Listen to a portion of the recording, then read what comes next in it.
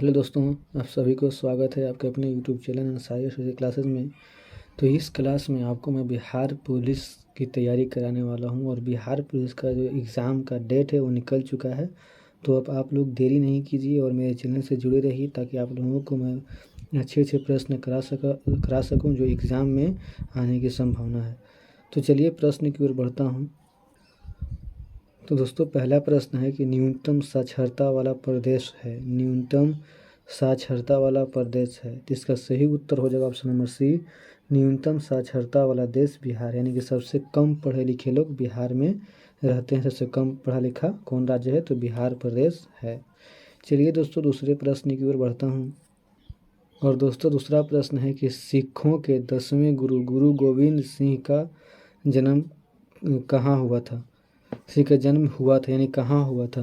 तो देखिए एक प्रश्न इसमें यह बनता है कि सिखों के 10वें गुरु गुरु गोविंद सिंह, यानी कि सिखों के 10वें गुरु कौन थे? गुरु गोविंद सिंह थे।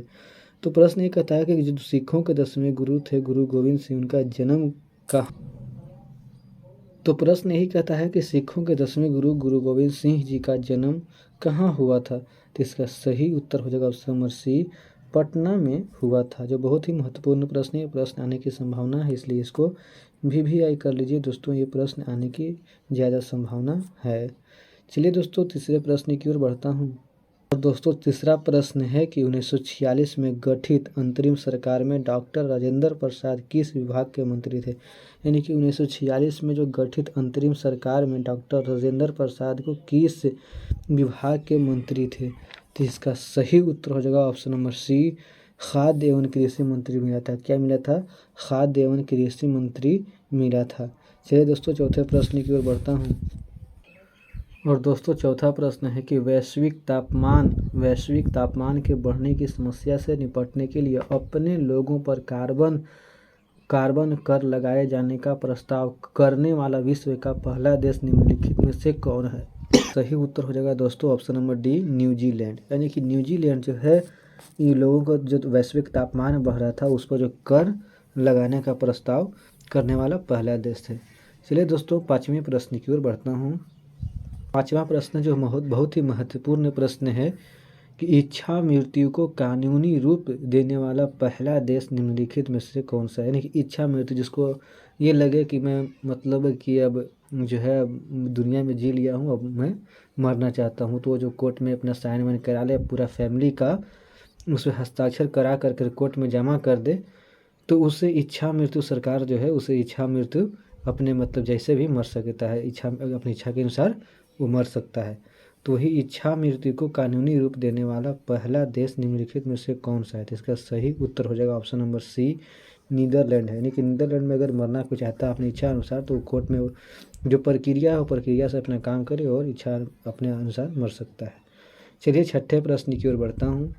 दोस्तों छठा प्रश्न है कि प्राचीन नगर तक्षशिला निम्नलिखित में से किनके बीच में स्थित है? यानी कि प्राचीन नगर तक्षशिला निम्नलिखित में से किनके बीच में स्थित है? तो इसका सही उत्तर हो जाएगा ऑप्शन नंबर ए, सिंधु तथा झेलम के बीच में स्थित है। क्या?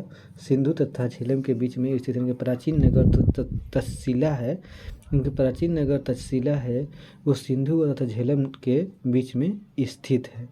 चलिए दोस्तों सातवें प्रश्न की ओर बढ़ता हूँ। दोस्तों सातवां प्रश्न है जो बहुत ही महत्वपूर्ण प्रश्न है कि निम्नलिखित में से कौन सा विद्रोह बंकिम चंद्र चटर्जी के उपन्यास आनंद मठ के द्वारा प्रसिद्ध हुआ? यानी कि निम्नलिखित में से कौन सा विद्रोह बंकिम चंद्र चटर्जी के उपन्यास आनंद मठ के द्वारा प्रसिद्ध हो? जो बहुत ही महत्वपूर्ण प्रश्न है क्योंकि उपन्यास के द्वारा विद्रोह मशहूर हो रहा है, प्रसिद्ध हो रहा है। तो इसका सही उत्तर हो जाएगा ऑप्शन नंबर डी, सन्यासी विद्रोह। कौन सा? सन्यासी विद्रोह। यानी कि आनंद मठ में सन्यासी विद्रोह के बारे में जिक्र है और उस पुस्तक के द्वारा ये विद्रोह भी प्रसिद्ध हुआ। चलिए दोस्तों आठवें प्रश्न की ओर बढ़ता हूँ। और दोस्तों आठवां प्रश्न है कि भारत में हरित क्रांति का जनक किसे माना जाता है? भारत में हरित क्रांति का जनक किसे माना जाता है? जो बहुत ही महत्वपूर्ण है दोस्तों प्रश्न। तो इसका सही उत्तर हो जाएगा option number B, MS Swaminathan. MS Swaminathan को भारत में हरित क्रांति का जनक माना जाता है। MS स्वामीनाथन को भारत में हरित क्रांति का जनक माना जाता है। ठीक है दोस्तों, चलिए 9वें प्रश्न की ओर बढ़ता हूँ। और दोस्तों 9वां प्रश्न जो बहुत ही महत्वपूर्ण प्रश्न है, आजकल के एग्जाम में इस तरह के प्रश्न भी आते रहते हैं कि प्रश्न दिया हुआ रहेगा लेकिन पूछेगा इसमें से चूज करना है, आपको चुनना रहेगा। तो आप लोगों को सही उत्तर याद रहेगा तभी आप ऐसे प्रश्न का उत्तर दे सकेंगे। चलिए दोस्तों 9वां प्रश्न है, इसका उत्तर जानिएगा तो आप लोगों को समझ में आएगा कि श्री कुमार बनर्जी निम्नलिखित में से किससे संबंधित है। यानी कि श्री कुमार बनर्जी जो है निम्नलिखित में से किससे संबंधित है। तो इसका सही उत्तर हो जाएगा दोस्तों ऑप्शन नंबर डी, इनमें से किसी से भी संबंधित नहीं है। अब सोचिए कि इस प्रश्न का उत्तर इस ऑप्शन में है ही नहीं, तो यानी कि आपको जो उस प्रश्न का सही सटीक उत्तर आपको याद रहेगा तभी इस तरह के जो प्रश्न एग्जाम में आने लगे हैं, तो यानी कि इस टाइप के प्रश्न एग्जाम में जो आने लगे तो उसका उत्तर दे सकेंगे। तो इस बात का आप लोग खास ख्याल रखिएगा कि इस तरह के प्रश्न अभी एग्जाम में पूछने लगे हैं। तो श्री कुमार बनर्जी निम्नलिखित में से किससे संबंधित है, तो इसका सही उत्तर हो जाएगा इनमें से किसी से भी संबंधित नहीं है, इनमें किसी से भी संबंधित नहीं है। चलिए दोस्तों 10वें प्रश्न की ओर बढ़ता हूँ। और दोस्तों 10वां प्रश्न है कि राष्ट्रीय स्मार्ट गवर्नमेंट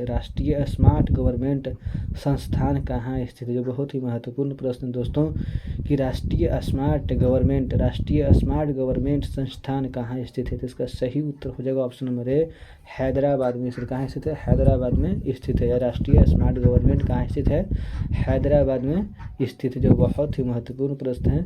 चलिए दोस्तों 11वें प्रश्न की ओर बढ़ता हूँ।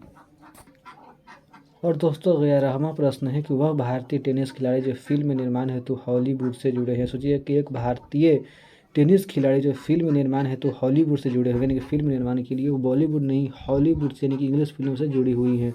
भारतीय टेनिस खिलाड़ी जो फिल्म निर्माण हेतु हॉलीवुड से जुड़े हैं, तो इसका सही उत्तर हो जाएगा दोस्तों option number D, Ashok Amritraj. क्या उत्तर हो जाएगा दोस्तों option number D, Ashok Amritraj जो हैं वो एक टेनिस खिलाड़ी हैं और फिल्म निर्माण हेतु वो हॉलीवुड से जुड़े हुए हैं।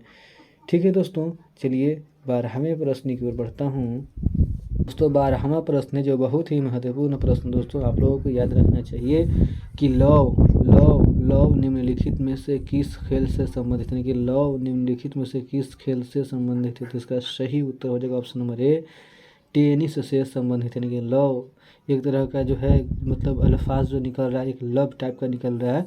तो इस बात को आप लोग खास ख्याल रखिएगा कि लव निम्नलिखित में से किस खेल से संबंधित है। तो इसका सही उत्तर हो जाएगा ऑप्शन नंबर ए, टेनिस से संबंधित है। तो इसको भी आप लोग कर दीजिए क्योंकि इस तरह का एग्ज़ाम जो है कन्फ्यूजन करने वाला एग्ज़ाम में पूछता है। तो ये बहुत ही महत्वपूर्ण प्रश्न है।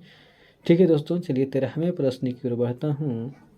दोस्तों 13वां प्रश्न है जो बहुत ही महत्वपूर्ण प्रश्न है। ये एग्ज़ाम में इस बार 100% आएगा। एग्ज़ाम में इस बार ये 100% आएगा, गारंटी है। क्योंकि मथुरा और वृंदावन आजकल ही चल रहा है, इसके अलावा कुछ चल ही नहीं रहा है। तो ही पूछता है कि वृंदावन गार्डन स्थित है। इनके वृंदावन गार्डन कहाँ स्थित है। तो इसका सही उत्तर होगा ऑप्शन नंबर सी, मैसूर में स्थित है। कहाँ स्थित है दोस्तों, वृंदावन गार्डन कहाँ स्थित है, तो मैसूर में स्थित है। चलिए दोस्तों 14वें प्रश्न की ओर बढ़ता हूँ। दोस्तों 14वां प्रश्न है कि उस राज्य का नाम बताएं जहां से अधिकतम संख्या में केंद्रीय रेलवे मंत्री बने हैं।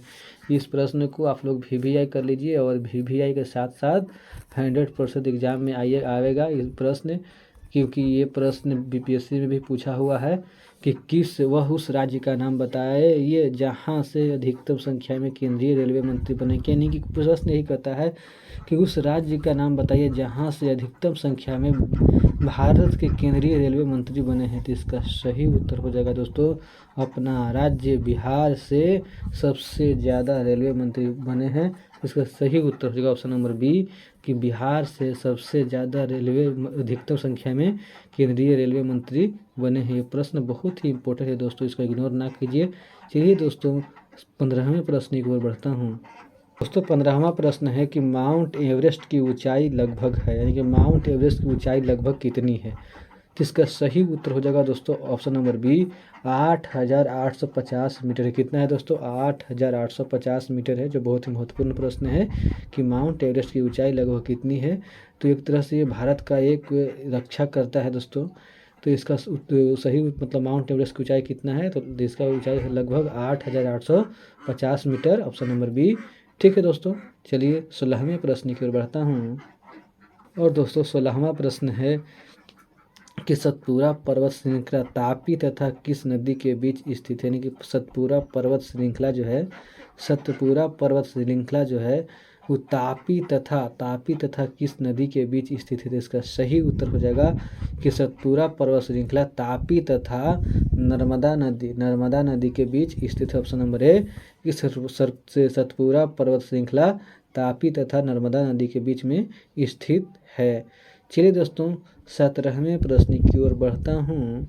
और दोस्तों 17वां प्रश्न है कि मैकमोहन रेखा भारत तथा किस देश के बीच सीमा रेखा है। यानी कि मैकमोहन रेखा भारत तथा किस देश के बीच सीमा रेखा है। तो इसका सही उत्तर हो जाएगा ऑप्शन नंबर डी कि मैकमोहन रेखा जो है भारत तथा किस देश के बीच सीमा रेखा है, तो भारत तथा चीन के बीच में सीमा रेखा है। तो इसका सही उत्तर हो जाएगा ऑप्शन नंबर डी। ठीक है दोस्तों, चलिए 18वें प्रश्न की ओर बढ़ता हूँ। तो 18वां प्रश्न है कि एक मानचित्र में समान दाब वाली रेखाएं कहलाती हैं। एक मानचित्र में समान दाब यानी कि समान प्रेशर वाली रेखा को क्या कहते हैं। कि इस पर यहाँ भी समान दाब है, यहाँ भी समान दाब है, तो मानचित्र में समान दाब वाली रेखा को क्या कहते हैं। तो इसका सही उत्तर हो जाएगा दोस्तों ऑप्शन नंबर सी आइसोबारस कहते हैं। क्या कहते हैं दोस्तों? आइसोबारस कहते हैं। इसको आप लोग याद रखिएगा। चलिए 19वें प्रश्न की ओर बढ़ता हूँ। और दोस्तों 19वां प्रश्न है कि ब्रिटिश शासन के विरुद्ध कांग्रेस ने किस वर्ष असहयोग आंदोलन प्रारंभ किया। यानी कि ब्रिटिश शासन के विरुद्ध, ब्रिटिश शासन जो कर रहा था उसके विरुद्ध में कांग्रेस ने किस वर्ष असहयोग आंदोलन को प्रारंभ किया था। इसका सही उत्तर होगा ऑप्शन नंबर बी ए 1920 ईस्वी में जो है कांग्रेस ने ब्रिटिश शासन के विरुद्ध में असहयोग आंदोलन को प्रारंभ किया था। यह बहुत ही महत्वपूर्ण प्रश्न है दोस्तों, इसको वीवीआई कर लीजिए कि ब्रिटिश सरकार के विरुद्ध कांग्रेस ने 1920 ईस्वी में असहयोग आंदोलन को प्रारंभ किया था। और दोस्तों 20वां प्रश्न है कि झांसी की रानी के तौर पर कौन प्रसिद्ध है। जो बहुत ही महत्वपूर्ण प्रश्न है, हर बार एग्जाम में पूछता है, वीवीआई लगा लीजिए इसको कि झांसी की रानी के तौर पर कौन प्रसिद्ध है। इसका सही उत्तर होगा ऑप्शन नंबर डी लक्ष्मीबाई प्रसिद्ध है। क्या कौन प्रसिद्ध है? तो झांसी की रानी के तौर पर, झांसी की रानी के नाम से जो मशहूर है वो लक्ष्मीबाई मशहूर है। तो ठीक है दोस्तों, आज के लिए इतना ही रहने देते हैं। तो अगर चैनल पे नए हैं तो चैनल को सब्सक्राइब कीजिए, वीडियो को लाइक कीजिए, दोस्तों के साथ शेयर कीजिए। मिलते हैं नेक्स्ट क्लास में, तब तक के लिए जय हिंद। तैयारी को मजबूत कीजिए।